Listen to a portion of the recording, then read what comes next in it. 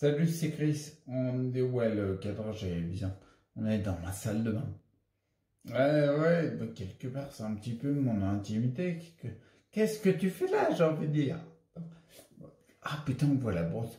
J'ai même pas vu que le cadrage est pas terrible.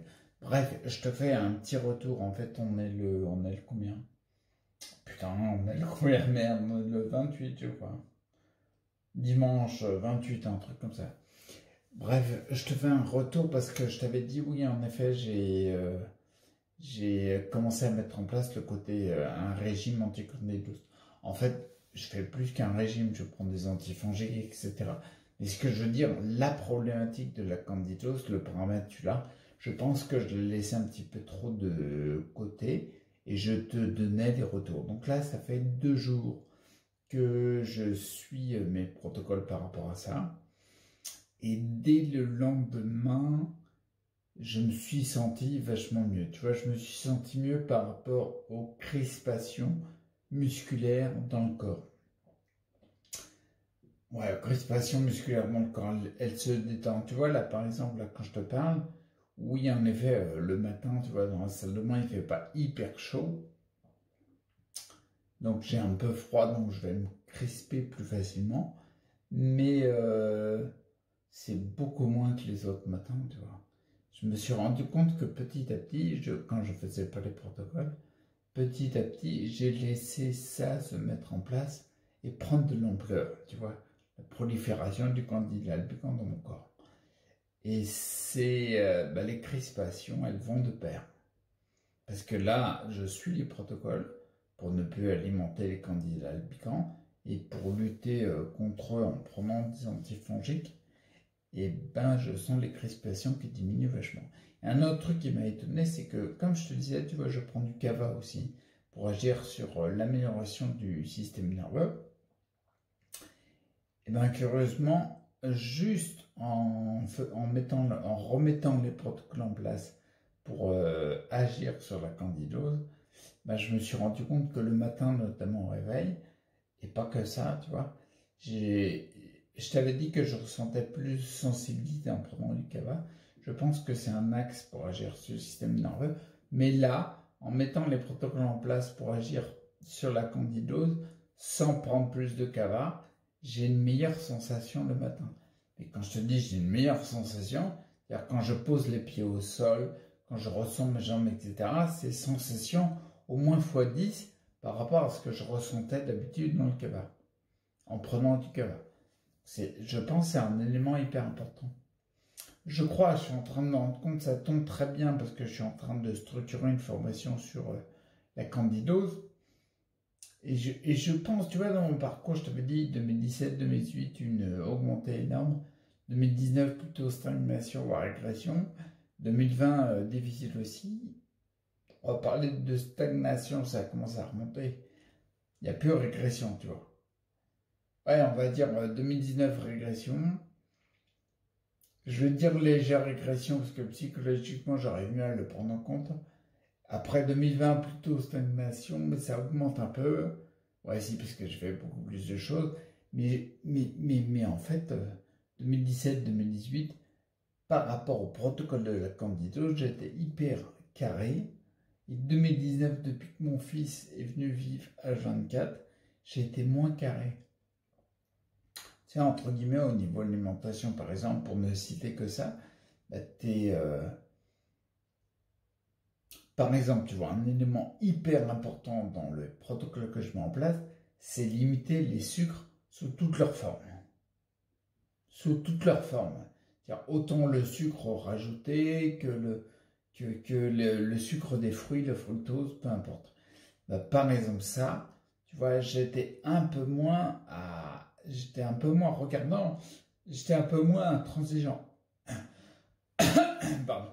2017-2018, j'en prenais jamais. Pas de sucre, du tout. Et 2019, comme il y avait le gamin, tu sais, tu prends un peu plus, tu dis, oh, pour une fois, c'est pas méchant. Ouais, il y a un côté moins strict qui était présent, c'est clair et net. Et là, tu vois, là, depuis 2 mois à peu près, je sentais, je sais pas si tu as vu dans les vidéos, c'est un truc qui me gavait vachement. au niveau de la parole, je trouvais que c'était beaucoup plus difficile de trouver mes mots. C'est un peu con. Et ben ça correspond pile poil où j'ai été encore moins intransigeant vis-à-vis du sucre. Par exemple, je me suis autorisé plus de choses. Allez, on prend un peu de ketchup ou machin. Ben non, mais c'est pas bon du tout, quoi. Donc, et là, par exemple, juste sur 2 jours, je me rends compte que c'est vachement mieux par rapport à ça. Donc, je te disais, les ressentir au niveau système nerveux pour le toucher. Je trouve que c'est vachement mieux. Tu vois, je touche mon lavabo. Ah, t'es sur le lavabo. Tombe pas parce qu'il y a de l'eau. Fais gaffe. Il y a de l'eau dans le lavabo. Fais gaffe. Ah, ça serait surtout moi qui serais en galère de faire tomber mon appareil. Je sais qu'ils sont étanches, classés IP68, mais quand même, j'ai pas envie de les faire tomber dans l'eau. Bref, donc je te disais, au toucher, je ressens beaucoup plus. Équivalent x10 par rapport à ce que je ressentais avec le cava. Quand je mélangerai les deux, je vais voir ce que ça va donner. Mais ce qu'il y a surtout, c'est que je me suis rendu compte hier, c'est au niveau cognitif, au niveau légèreté mentale. C'est juste impressionnant. Et ça m'a surpris. Parce qu'au niveau cognitif, on voit bien que chez moi, c'est la partie la moins touchée, on va dire. C'est plutôt au niveau moteur, les pieds. La partie haute du corps, c'est la moins touchée. La partie basse, c'est la plus touchée. D'accord? Mais n'empêche que en mettant en place mes protocoles, en réduisant par exemple le sucre, il y a 2 choses que je fais, mais en réduisant déjà le sucre, j'ai senti une légèreté mentale. À tel point qu'il y avait des problématiques auxquelles je réfléchissais en ce moment par rapport à EDS, tout ça, je ne trouvais pas de solution. Et hier, c'était le premier jour où j'avais mis les protocoles en place, j'avais une légèreté mentale telle que les solutions sont venues d'elles-mêmes. Tu vois, quand je structure par exemple les formations, il y avait une partie où j'étais sur dans la candido, j'étais sur la structure de la partie du rôle des antibiotiques, les stéroïdes, etc.